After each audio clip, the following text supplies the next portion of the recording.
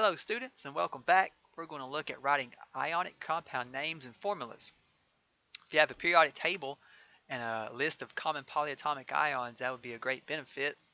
And if you want to pause the video anytime and practice the problems and then play the video to check your work, I highly recommend it. But we'll jump straight into it. So looking at the first set, we're going to write the name of the formula, of the compound formula. So the first one is SCOH3. So Sc is scandium, OH is hydroxide. So for this one, all you got to write is the names outright. Sc is an element, so it keeps its own name since it's the first one, and it's scandium. OH is a common polyatomic ion. OH is hydroxide, so you write hydroxide. Simple as that. Next one, NaBr. Na is an element, it's sodium, so it keeps its own name. Br is an element, and it's coming off the periodic table, so I'm going to change the ending to IDE. So bromine becomes bromide. The next one, I got CaCO3. Ca is an element, so it keeps its own name. Ca is calcium. CO3 is a common polyatomic ion. CO3 is carbonate, so you just write carbonate. So that one is calcium carbonate. Pretty straightforward. Next up, we got Li2SO3. Li is an element, so it keeps its own name. Li is lithium. SO3 is a common polyatomic ion, and that's going to be sulfite. Notice it has the ending ITE. That's because it has fewer oxygens in comparison to sulfate. Next we got V2SO4 3. V is an element, and that's vanadium. Now it is a transitional metal that has multiple ionic forms. We got to specify which version it is. So we got to specify its charge. In order to do that, we got to figure it out. Well, SO4 has a -2 charge always. So -2 times 3 is -6. So I need a +6 to balance that out. +6 divided by the two atoms gives me a charge of +3. So this is going to be vanadium 3 and SO4 is sulfate. Again, notice the difference between the sulfite and the sulfate is simply one oxygen. Sulfite has 3, sulfate has 4. Next set, we got TiCN4. Well, Ti is an element, and it is titanium.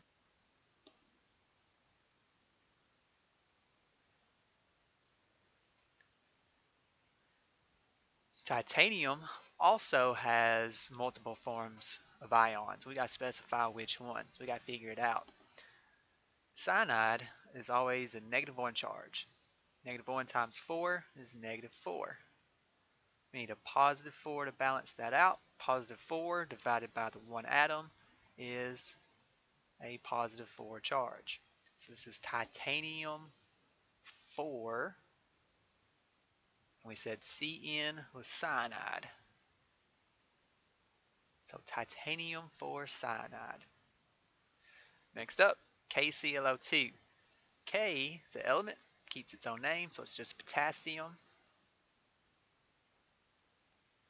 ClO2, that's a common polyatomic ion. Well, I know ClO4 is perchlorate.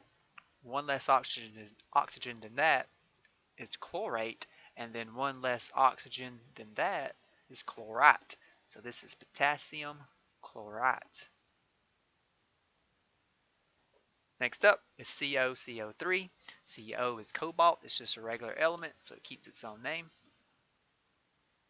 Now it is a transitional metal, so we got to specify what ion it is. Now CO3 always has a -2 charge. -2 times 1 is -2. Now, I didn't put times 3 because there's not 3 carbonates. There's only one carbonate. There's only one CO3. Or the 3 doesn't tell you how many carbonates there are. It tells you how many oxygens are in that polyatomic ion. Don't make that mistake. So I need a +2 to balance that out. +2 divided by the one atom is a 2+ ion. So this is going to be cobalt 2, CO3 is carbonate. Next up is FeHCO3 2. Fe is iron.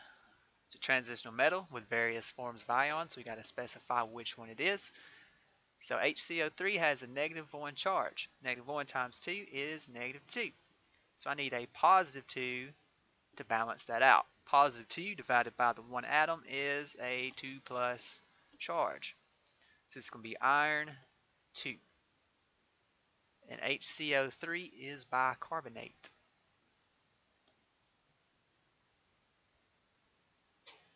Next up, NaHCO3. Na is sodium. And again, HCO3 is bicarbonate. That was pretty straightforward. Just put the names for both. No need to worry about anything else. And that is writing the name from a formula. Next up, we got writing the formula from a name. So it's the reverse. Our next example is beryllium hydroxide. Beryllium is an element, so I put Be. Hydroxide is a common polyatomic ion, so it's OH. I'm going to go ahead and put that in parentheses. Now, in order to figure out how many atoms of each there are, we got to know the charges. Hydroxide always has a -1 charge. Beryllium's in column 2, so it has a +2 charge. The easy way to do this is you take this left number in the top corner, you slide it down to the right corner on the bottom. You take this right number in the top corner, you slide it down to the left bottom. And there's your answer. BeOH2. Simple as that. Alright, next up, iron 2 phosphate. Iron is Fe. And my parenthesis says 2, so it has a 2+ charge. Phosphate is PO4. I put that in parentheses. That's a polyatomic ion. Phosphate has a -3 charge. So if I'm doing it the easy way, I just take those numbers and crisscross them. This 2 crisscrosses over down to the bottom. This 3 crisscrosses over down to the bottom. Fe3PO4 2. Simple as that. Next up is zinc carbonate. Zinc is Zn. Carbonate is CO3. Carbonate has a -2 charge. Zinc has a +2 charge. These two charges balance out, so I don't need to swap them and crisscross them over. I just leave it as it is. Next up is sodium hydride. Sodium is Na. It has a 1+ charge. H is hydride. It has a -1 charge. These two charges balance. I don't need to do anything with them. I don't need to crisscross them. I'll leave it as it is. Next up is potassium sulfide. Potassium is K. It's in column 1, so it has a plus charge. Sulfide is S. It's in column 16, so it has a -2 charge. Those charges don't match, so I got to crisscross. 2 comes down, 1 comes down. It's K2S. Next step, cobalt 3 chromate. Cobalt is CO. Chromate is CrO4. I'm going to go ahead and put that in parentheses. Now this chromate, it has a charge, and that charge is 2-. Cobalt has a charge, and it's told to me in the name, it is 3+. These charges don't match. I'm going to crisscross them down. 3 comes down, 2 comes down. And there's our answer. Next up, silver cyanide. Silver is Ag. Has a +1 charge. Cyanide is Cn. It has a -1 charge. These two charges match. It's not going to worry about crisscrossing.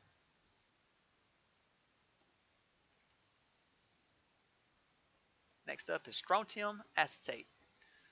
Strontium is Sr, and it has a 2 plus charge. Acetate, C2H3O2. You might even see it as CH3COO. It has a -1 charge. These charges don't match. I got a crisscross. 2 comes down, 1 comes down. Next up is vanadium 5 nitride. Vanadium is V. It has a +5 charge because it's mentioned in its name. Nitride is N. It's column 15, so it has a 3 minus charge. Those don't match, so I got a crisscross. 5 comes down, 3 comes down. And lastly, we got calcium pernitrate. Calcium is Ca. It's column 2, so it has a 2 plus charge.